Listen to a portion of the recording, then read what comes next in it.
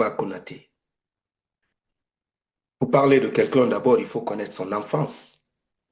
Sekouba est un enfant qui a grandi seul, comme beaucoup de jeunes Guinéens. Il a affronté les douleurs de la vie et Dieu l'a béni en l'intégrant dans la famille du défunt président Lansana Conté. Il fut chuchoté, il fut bercé dans l'amour du défunt président Lansana Conté. Et c'est dans cette vague de bénédiction qu'il intégra l'armée. Et toujours grâce à la bénédiction du général président Lansana Conté, il fut formateur de la promotion 90. Bien que vrai, sur le plan technique, il ne saurait être qu'un élément de cette promotion. Mais, vu les largesses du défunt président Lansana Conté, il a été boosté. Et après, il s'est retrouvé à Massanta. À Massanta, il faut reconnaître qu'il n'a pas été un grand chef de guerre. Parce que lorsque les rebelles ont attaqué la Guinée, il a fallu la mobilisation des civils, notamment les femmes de Massanta, pour libérer la ville. Sekouba s'était replié au camp. Pour ceux qui ont connu cette époque peuvent en témoigner. Ce sont les civils, les femmes de la forêt sacrée, qui ont découpé les rebelles via les machettes. Donc, certes, Sekouba est un militaire qui a suivi le créneau, mais dire qu'il est un tigre sur le champ de bataille reste à désirer. La preuve est que...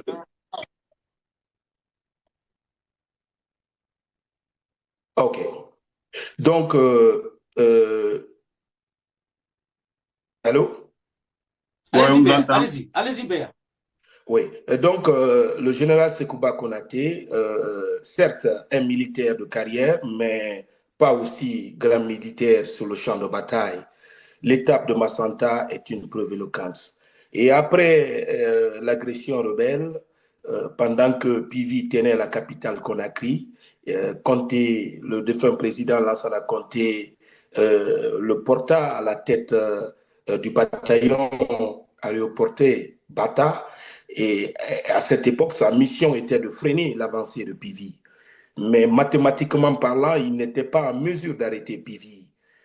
C'est pourquoi moi, je ne suis pas d'accord avec lui lorsqu'il dit qu'il avait la capacité d'arrêter la force de Pivi. Je peux vous garantir que ça, c'est une fausseté. Parce que j'étais témoin, j'étais journaliste à comment dirais-je, à cette époque. Et mon ami Koula, paix à son âme, qui a été tué au siège de l'UFDG, fut le premier journaliste à accorder une interview à Pivi à cette époque, je me rappelle encore. Et donc, c'est pour dire que ce sont des contre-vérités. Il n'a pas été un homme fort à cette époque qui pouvait empêcher Dadis Camara de prendre le pouvoir. La preuve est que même les généraux de Lansana Conté n'étaient pas en mesure d'arrêter la machine d'Adis Camara. Maintenant, nous allons parler maintenant du CNDD. Il faut savoir que ce n'est pas Konaté qui a donné le pouvoir à Dadis, ce sont les soldats, notamment ceux de Claude Pivi, qui avaient la force, qui avaient le pouvoir en Guinée, qui contrôlaient Conakry. Et donc, lorsque Dadis Camara a pris le pouvoir, pour une question d'équilibre, parce qu'il pensait que Konaté, à travers Konaté, il pouvait gérer l'ancienne garde présidentielle de Lansana Conté. C'est dans cet esprit que Konaté a été porté comme étant, même pas la deuxième, mais il a été porté comme étant la troisième figure, parce que le général, paix à son âme, il est décédé. Toto venait avant lui. Donc, et l'amour de Dadis pour Konaté a permis à Konaté d'être ministre de la Défense, puissant ministre de la Défense. Et donc, ce sont des contre-vérités. Lorsqu'il dit qu'il ne voulait pas être ministre de la Défense, c'est faux. Il en voulait. Il faut le savoir que Konaté, c'est quelqu'un qui aime l'argent.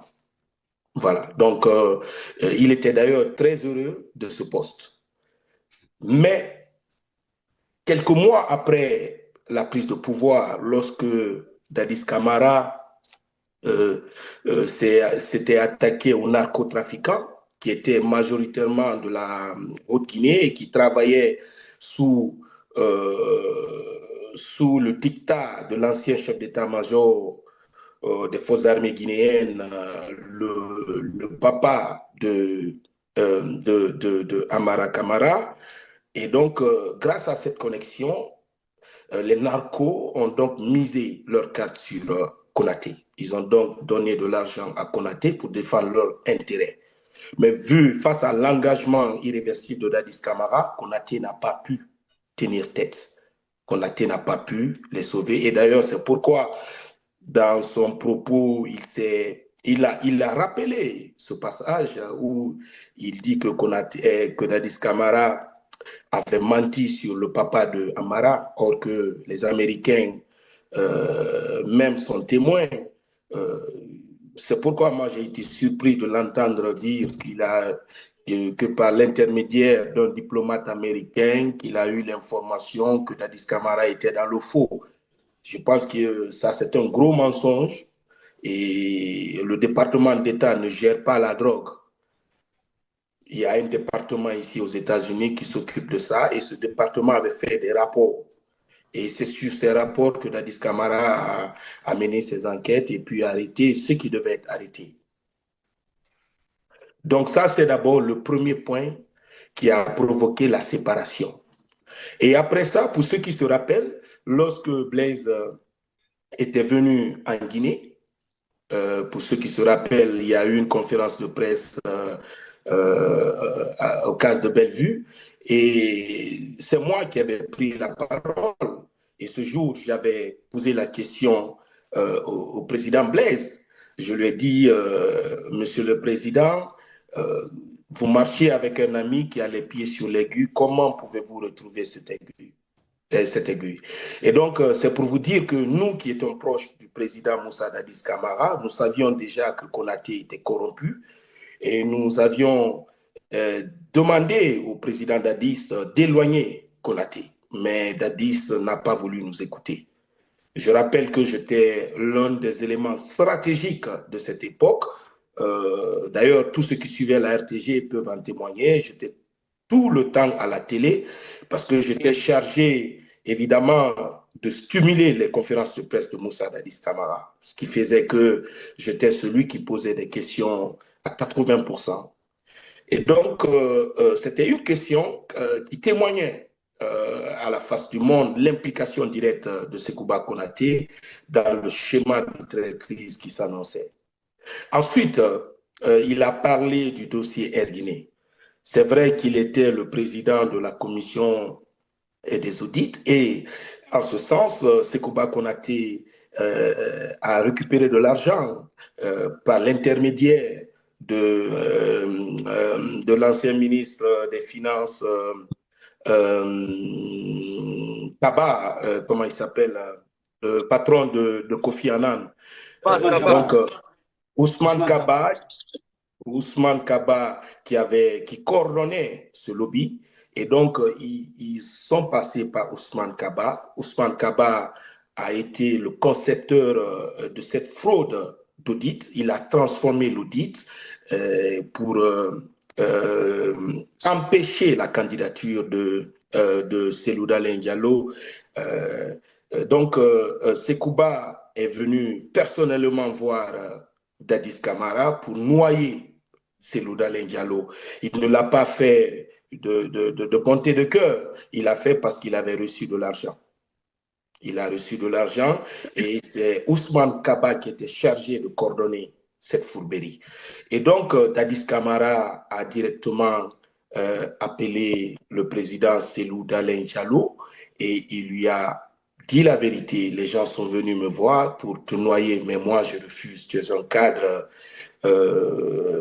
guinéen qui a marqué son temps et je ne peux pas vous humilier. Et ce que je dis, il y a tellement de témoins. Voilà. Mais le malheur de Selouda Diallo était Baouri. Baouri qui n'avait jamais accepté que Cellou Dalein soit choisi par Bamamadou, gardait cette haine, mais il jouait sur des pions dans l'espoir que d'autres forces, il voulait utiliser une force externe pour évincer Cellou et naturellement il serait l'heureux élu. Et donc, Baouri était informé de ces manigances.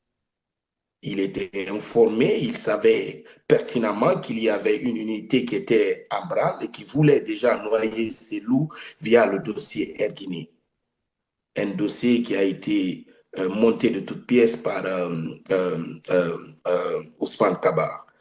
Et voilà. Et donc, ça n'a pas marché, Dadis s'est opposé. Maintenant, le rôle de Baouri, c'était quoi? C'était Monsieur Baldé, s'il vous plaît, avant qu'il ne continue sur le rôle de Baouri,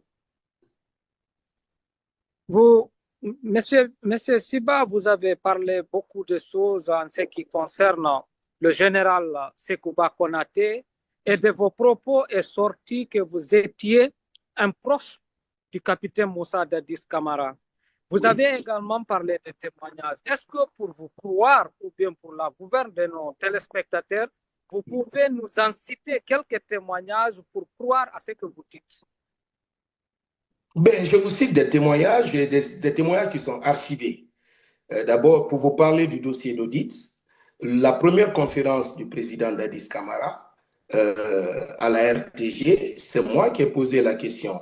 L'ouverture c'est-à-dire, c'est moi qui ai stimulé la question. Si vous vous rappelez très bien, si vous suiviez la télévision nationale à cette époque, vous allez vous rappeler de moi.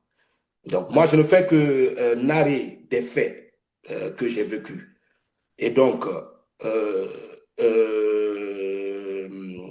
vous étiez sur le rôle que jouait Baouri. Merci. Et donc, Baouri a joué double jeu. Baouri n'a jamais été sincère envers Cellou Dalein Diallo. Et donc, après la fourberie du dossier Erguiné, Dadis a refusé. Dadis a été catégorique. Pour tous ceux qui savaient, même nous, on se fâchait contre Dadis. Souvent, les vieux forestiers quittaient la forêt pour le cas Alpha Diallo. Dadis refusait de les recevoir. Et même moi, parce que je suis forestier, j'étais contraint de travailler dans l'ombre. J'ai d'autres amis qui étaient face à la lumière, dont j'étais plus puissant, mais puisque Dadis n'aimait pas qu'on dise c'est son parent forestier, bon, voilà. Donc, Baouri a joué un rôle négatif. Et donc, après est venue l'affaire du 28 septembre. Il faut savoir que moi, le 28 septembre, je quittais chez moi. À l'époque, je logeais à la Minière. Et j'ai reçu un appel d'une amie qui était ministre à l'époque, ministre de Dadis Camara. Et elle me dit, tu es où? Je dis, je sors de chez moi, je vais au stade. Elle me dit, ne va pas au stade. J'ai dit, ah bon, pourquoi? J'étais surpris parce que s'il y avait un problème, j'étais censé être l'une des premières personnes en tant qu'une personne proche de Dadis.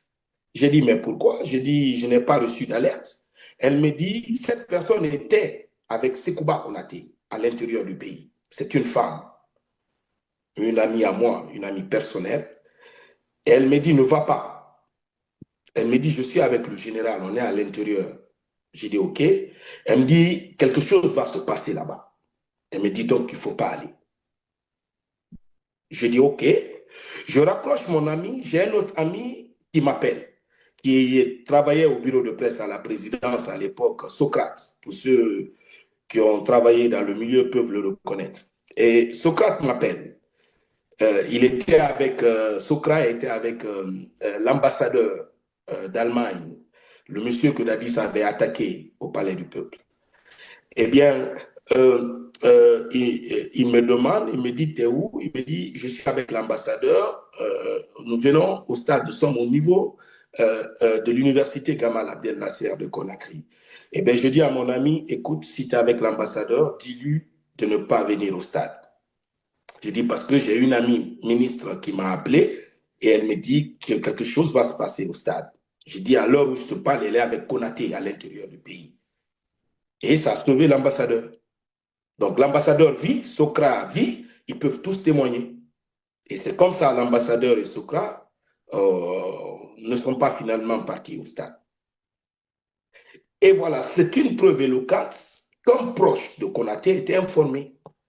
Et à la minute que cette personne m'appelait, elle était avec Konaté. Moi qui suis censé être informé, si c'est vrai, si en tout cas Dadis s'était impliqué, à 100%, je devais avoir l'information.